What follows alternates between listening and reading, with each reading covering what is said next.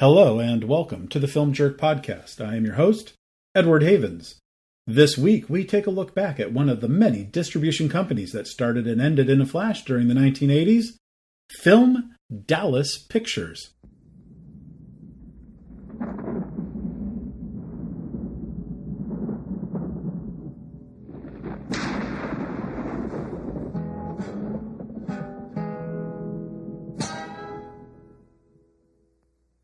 That was their fanfare there.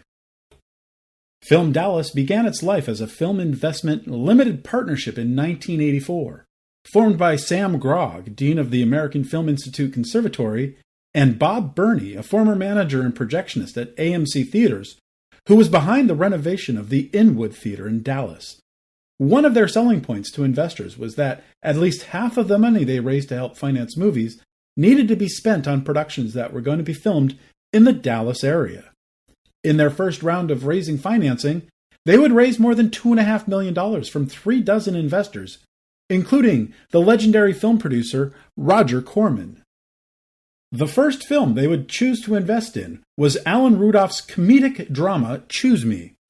Although the film would shoot in Los Angeles, FilmDallas would contribute $500,000 of the film's $700,000 production budget. Although after deferments of actors' salaries, that would rise to $1.3 million. Rudolph, a protege of Robert Altman's, had been making movies for more than a decade, and while he would have some critical successes with 1976's Welcome to L.A. and 1978's Remember My Name, Choose Me, which told the story of several strangers in the City of Angels connected to each other through a late-night relationship radio talk show and its host, would become his first relative hit film, grossing $2.5 million. FilmDallas investors would get a 60% return on their initial investment on the film, which was distributed by Cinecom Pictures. We'll be talking more about Cinecom in a future episode. While Choose Me was burning through art house cinemas in the fall of 1984, FilmDallas would become involved in 3 more movies. The Dirt Bike Kid, starring Peter Billingsley in his first role after playing Ralphie in A Christmas Story, was conceived and produced by Julie Corman, who also invested in FilmDallas along with her husband. Billingsley plays Jack, who finds a magic dirt bike with a mind of its own, who helps the boy save a popular local hot dog joint from a nefarious local banker. The film would be distributed in November 1985 through Concord Pictures, which was founded by Roger Corman in 1983 after selling off his interests in New World Pictures the year before. We'll be talking more about Concord Pictures in a future episode. Suffice it to say that The Dirt Bike Kid was not the box office hit anyone was hoping for. But Julie Corman would tell Ann Thompson in a July 1988 interview for the Chicago Tribune that the film would sell more than $3 million worth of video cassettes. The second film was Herbert Babenco's Kiss of the Spider-Woman. Once upon a time, in a tropical island far away, there lived a strange woman. How can you remember all that junk? If you've got the keys to that door, I will gladly follow. Otherwise, I will escape in my own way. Then your life is as trivial as your movies. Stepping into the spotlight is that legendary star, that ravishing chanteuse, Leni La Maison. Shut up!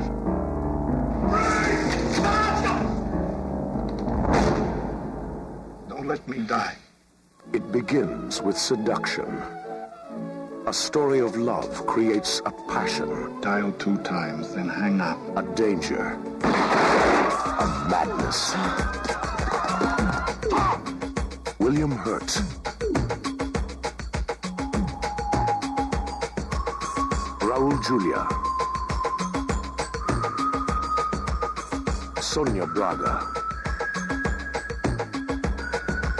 Kiss of the Spider-Woman.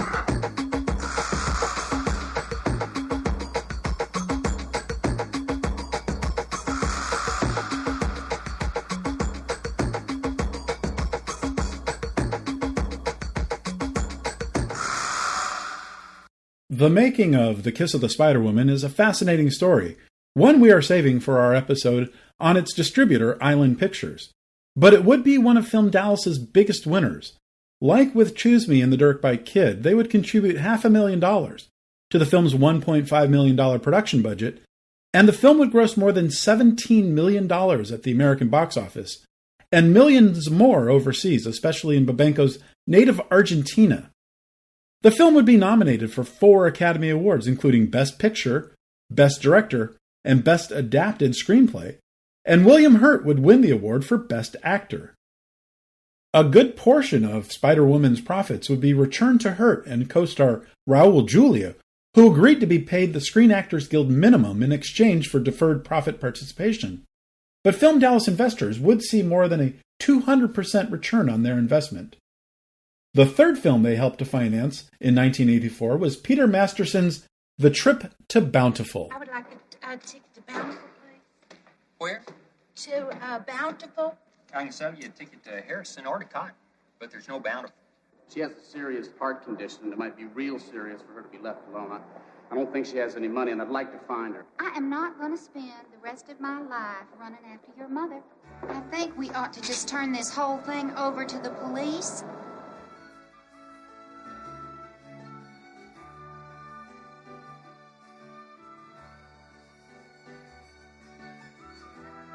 I said to my papa once after our 3rd crop failure in a row, whoever named his place Bountiful, said his papa did. Because in those days it was a land of plenty. You just drop seeds in the ground and the crops would spring up.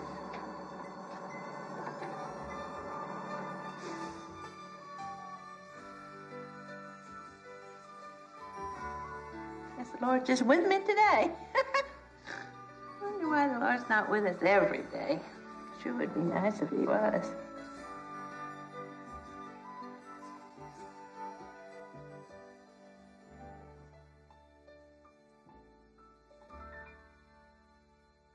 The Trip to Bountiful was an adaptation of Masterson's cousin Horton Foote's 1953 play by the same name.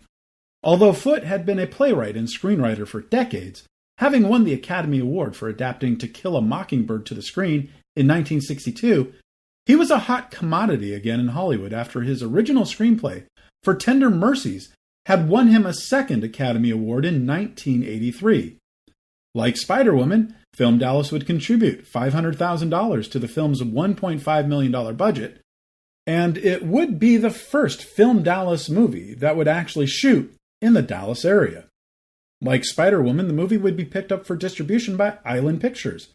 And like Spider-Woman, it would become an unexpected hit film, grossing nearly 5 times its production budget, and again returning more than 200% to FilmDallas investors.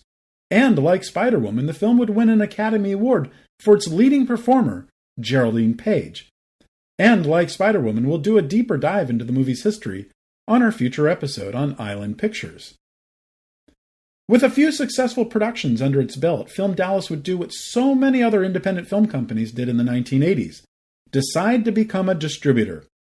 And when you decide to become a distributor, you need movies. Lots of movies. And quickly.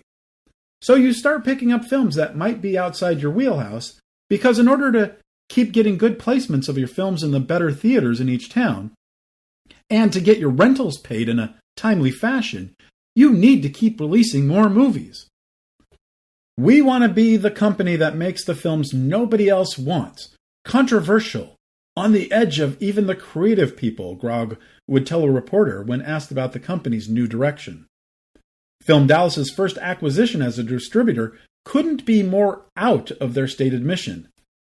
It would also be the best film they would ever release. Somewhere between the insane and the unreal lies the mystery of the man facing southeast.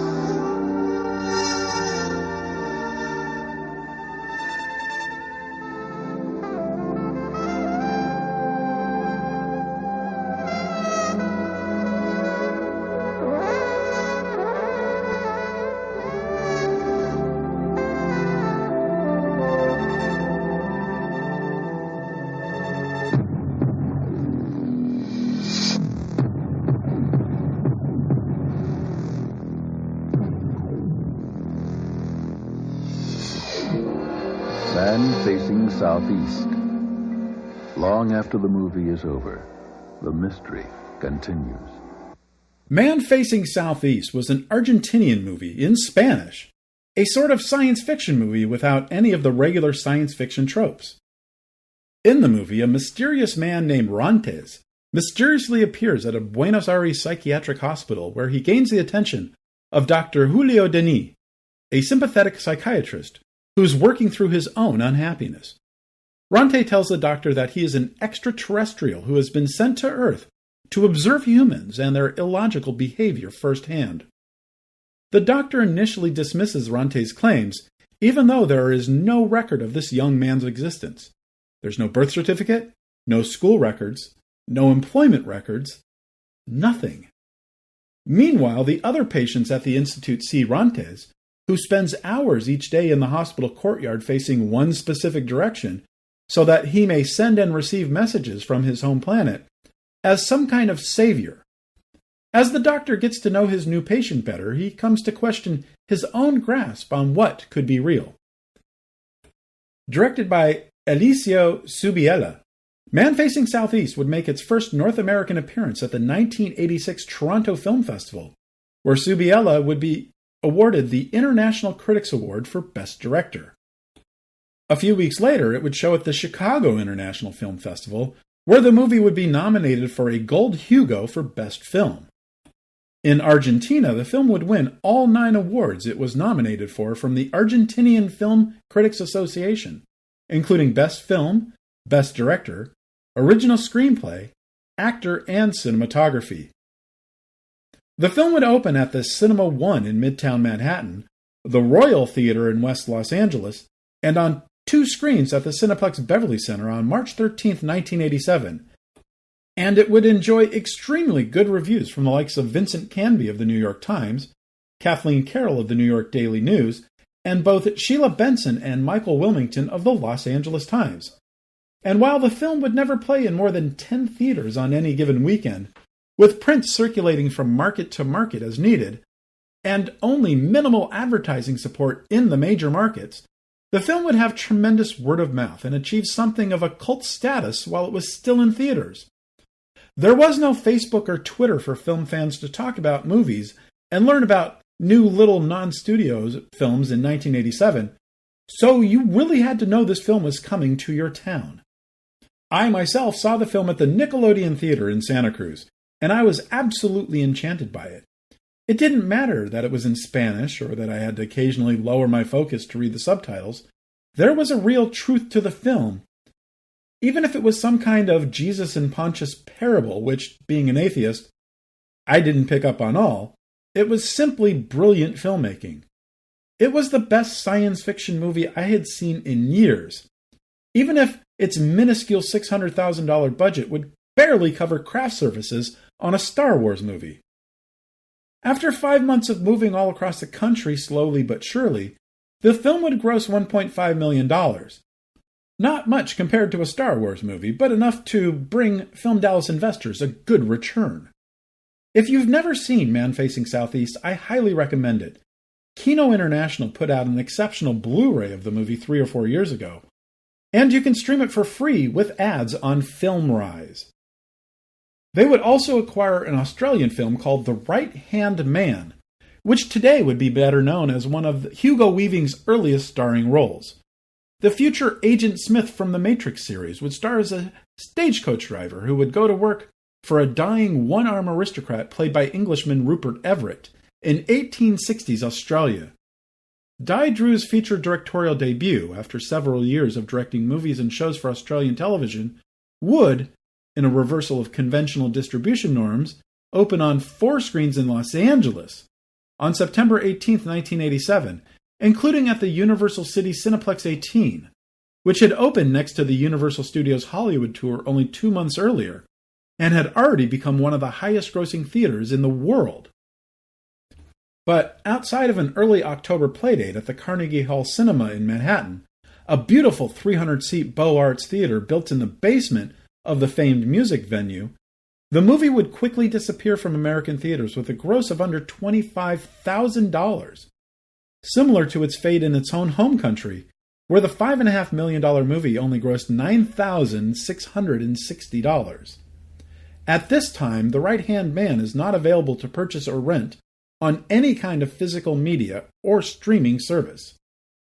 Their next film would be their most controversial. I mean, I love men. I really do. But they're so predictable. How many times have we heard this? It's a man's world, baby. Here's another good one. I know what you want. You liked it. You came back for more.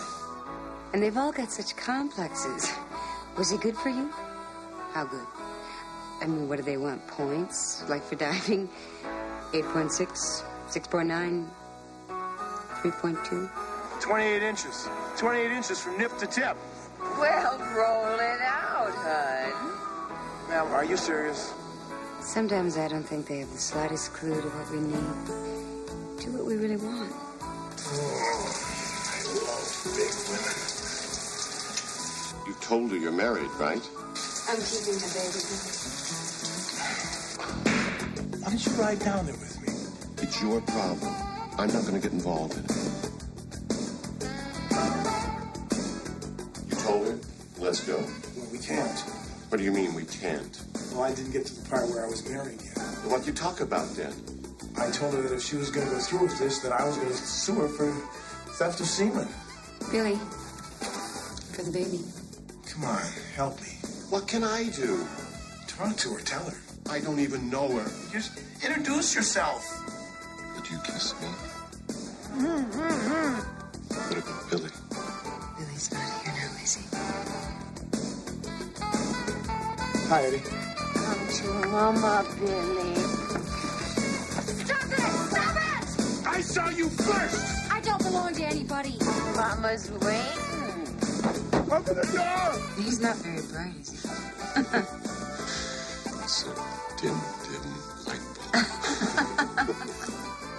You've got the philosophy of a dog. Come on. You know, if you can't fuck it or eat it, then piss on it, right? Do you think that it would be all right if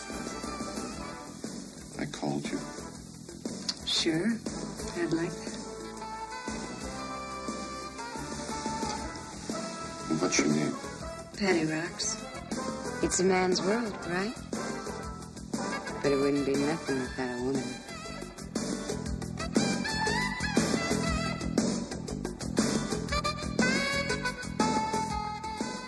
Directed by David Burton Morris, Patti Rocks was a follow-up of sorts to the 1975 film Loose Ends, which he had written and directed with his wife, Victoria Wozniak. The $30,000 film would feature Chris Mulkey and John Jenkins as Billy and Eddie, two best friends who wish an escape from their depressing Minneapolis lives. Patti Rocks, which takes place a dozen years later, would be mostly improvised by its three lead stars, Mulkey, Jenkins, and Karen Landry, the titular Patti and the real-life wife of Mulkey, with an outline created by Morris. In the film, Billy, who is married with two kids, discovers he has gotten his side fling in another city pregnant, and talks Eddie into going on a road trip to tell Patti he's married and ask her to get an abortion. The trip to Patti's is filled with the kind of dude banter reserved for two 30-something friends who never quite grew up, no matter what happened in their lives, while their friendship turns once they arrive at her place. The film would start to come together when Morris was at the Sundance Film Festival in 1983 for his film Purple Haze, and he would meet Gwen Field, a former assistant to Gene Wilder, who was looking for a movie on which she could become a producer. Once Morris, Mulkey, Jenkins, and Landry were done whipping up their improvisations into a cohesive screenplay, Field would take the idea to Sam Grogg and FilmDallas, who decided to finance the entire $350,000 production themselves in late October 1986. But with one provision: the film needed to go into production no later than December 3rd. Field, Morris, and his production team got to work and would make that deadline, but just barely. Filming on Patti Rocks would start in Minneapolis on December 3rd.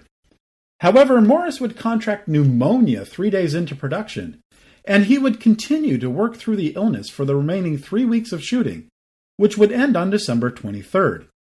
He allowed himself some bed rest once the film was done shooting, as his wife was due to give birth to their first child on January 15th. Once mother and child were back home, Morris would get to putting the picture together, and he would be done with his cut after 8 months. He felt he had made a very feminist movie, allowing Patti's truths to counteract Billy and Eddie's rampant chauvinism. But when FilmDallas submitted the movie to the MPAA's rating board in August 1987, the film would get slapped with the dreaded X rating, not because of any of the sex scenes, but because of the number of times the characters say fuck.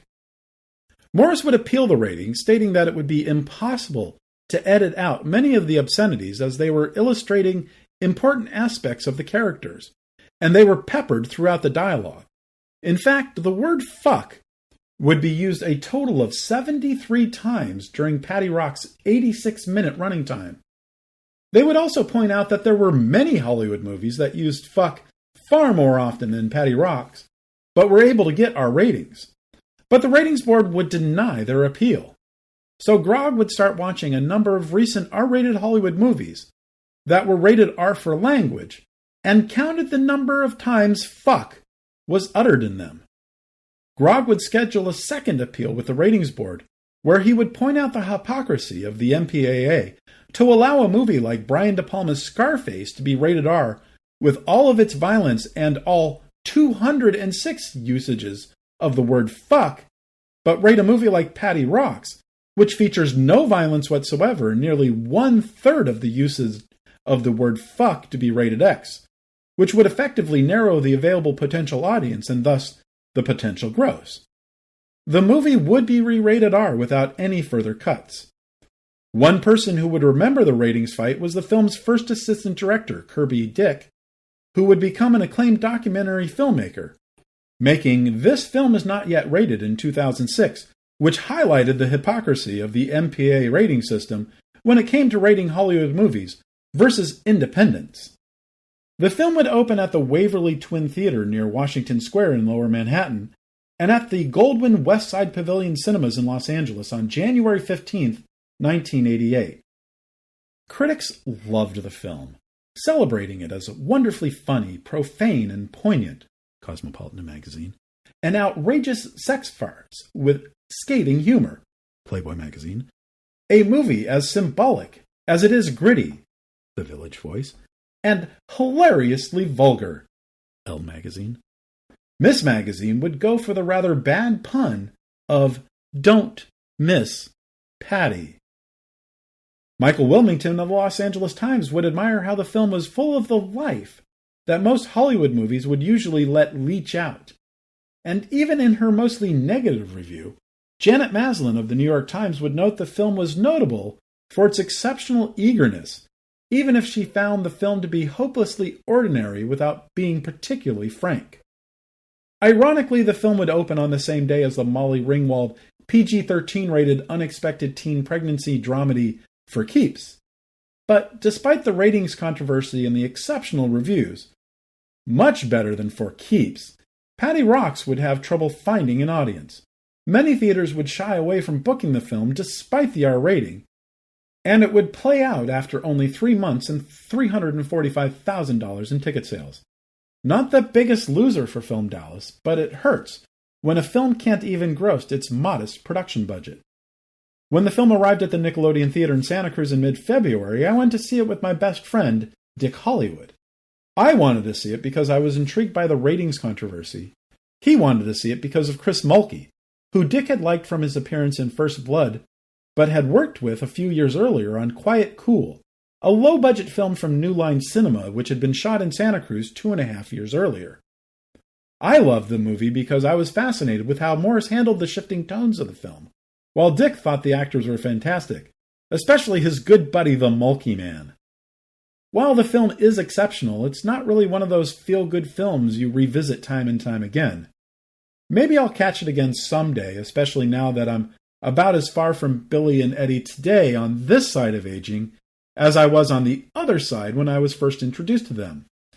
If you've never seen it, it's a film that's worth a viewing, but unfortunately at this time, Patti Rocks is not available for purchase or rent on any kind of physical media or streaming service outside of purchasing an old VHS tape off of Amazon.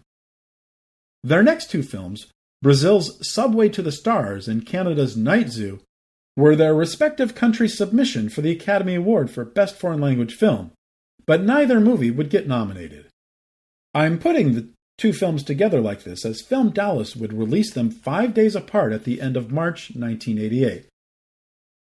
Carlos Diegues' Subway to the Stars was one of the more important films to come out of Brazil as they moved from more than 2 years of a dictatorial ruling class back into democracy after José Sarné's election as president in 1985.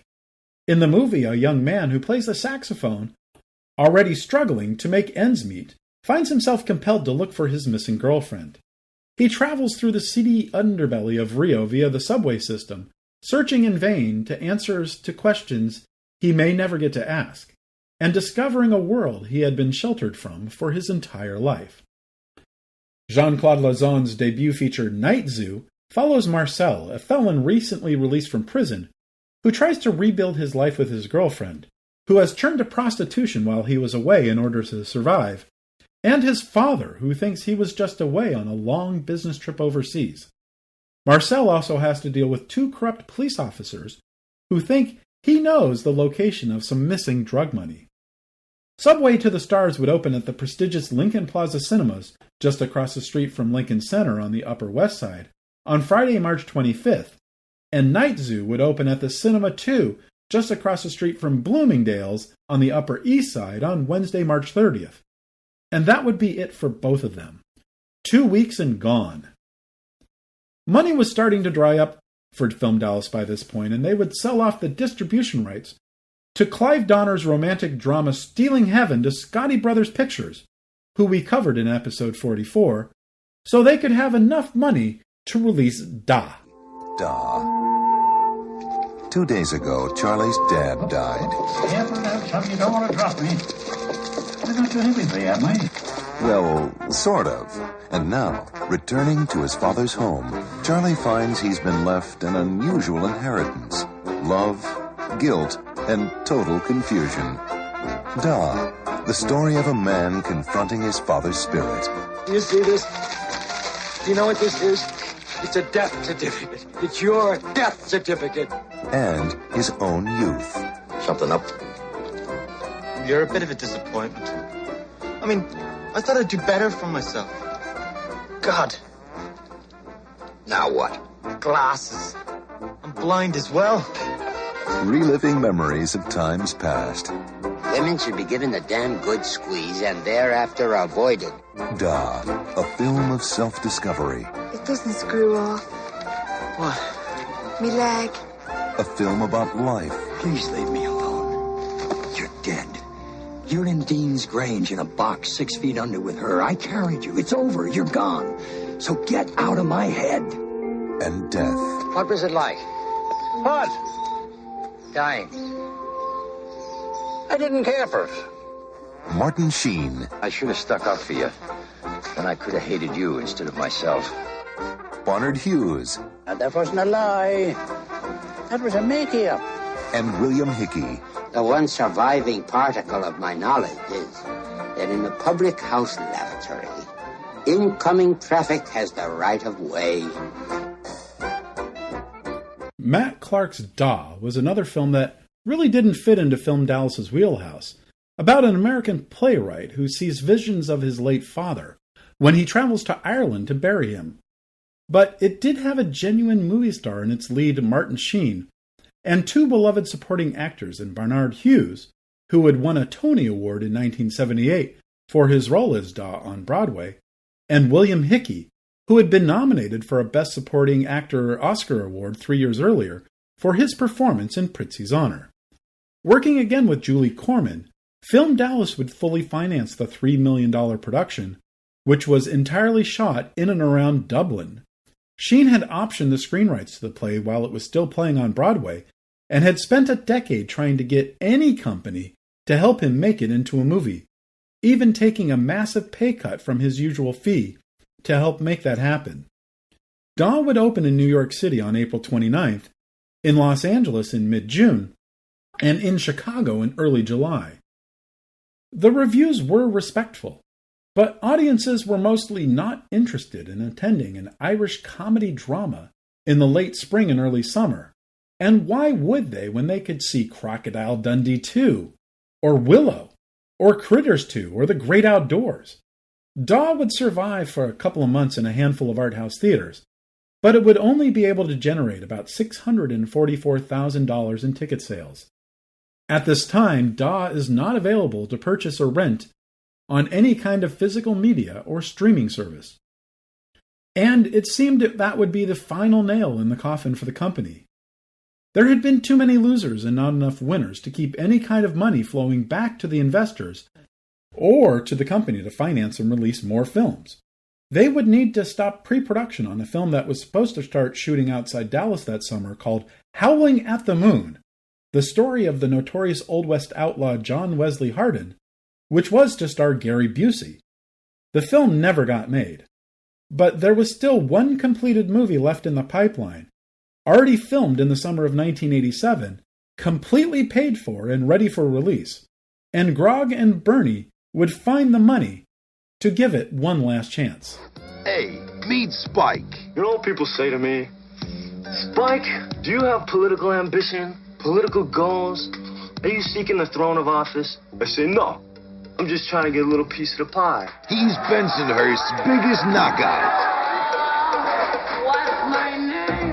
I could be like another Sugar Ray Leonard. Nice kid, just a little screwed up. None of us been able to control him. A headstrong rebel. I'm Italian, from Bensonhurst. Who thinks he's got it all figured out. A mafia connection. I get a little piece of turf from your father. Every cuisine on 18th Avenue is gonna know who I am. So maybe start eating some real pasta, you know? But I don't mean that stuff out of the can. No, never. I know. I always make it fresh out of the box. He was loved by many. Wanna have sex? Too many. Disgusting. And he's getting himself in big trouble. You stay the hell away from my angel. My father wants Justin to think that the baby I'm gonna have... What baby? Your baby. So what about India? She's having your baby, too. You don't want the baby? What do you want to show off your stomach for? The word came down. You're dead in Bensonhurst. I can't be exiled from Bensonhurst. Now Spike's in way over his head. Who do you want to marry anyway, me or my father? Whatever. He's down for the count with only one way out. Organized crime! That's right. Organized crime. It's the comedy that's a knockout. Sounds good. Spike of Bensonhurst. This arrangement here is un-Italian. For certain cineasts, the name Paul Morrissey brings forth a certain image. Morrissey for many years was the filmmaker for Andy Warhol's Factory.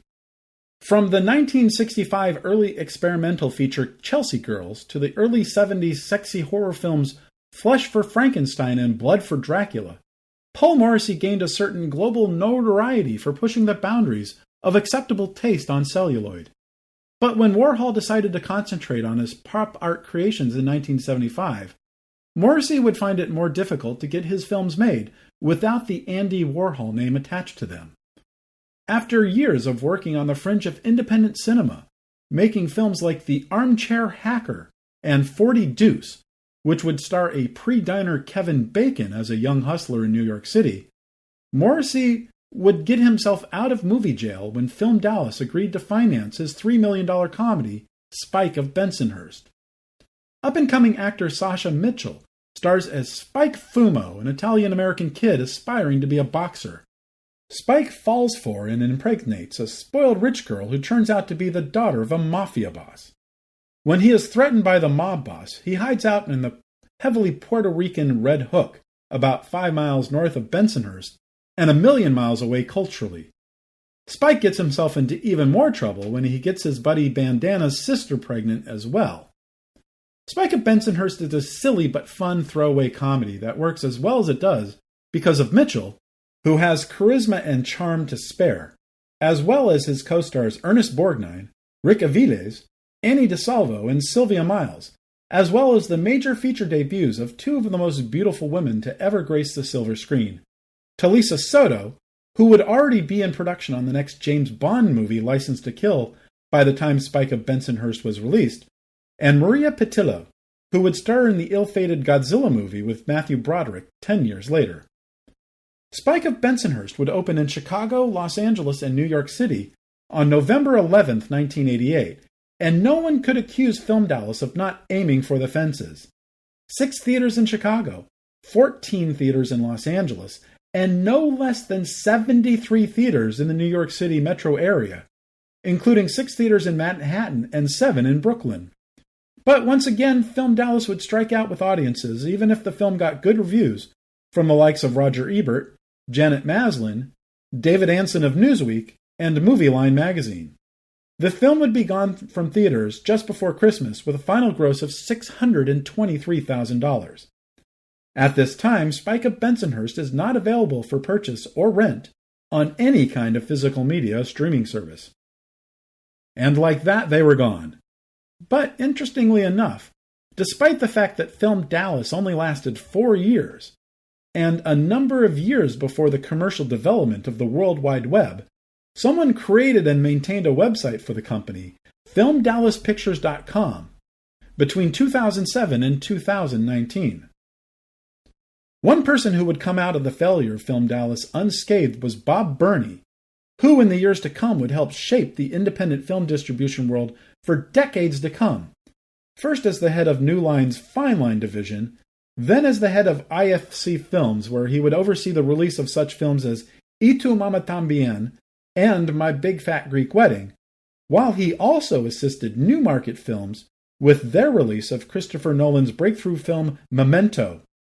He would soon leave IFC Films to become the president of Newmarket Films, then leave Newmarket to start his own distribution company, Picture House. And that's our episode on the quick rise and fall of FilmDallas Pictures. Thank you for joining us. On our next episode, we will be bringing in our first official guest host, writer, producer, and director Sarah Bullion, to talk about a radical concept in genre films, grounded genre. We'll talk again soon. The Film Jerk podcast has been researched, written, narrated, and edited by Edward Havens for Idiosyncratic Entertainment. Thank you again. Good night. It's only talk. Arguments, agreements, advice, answers, art.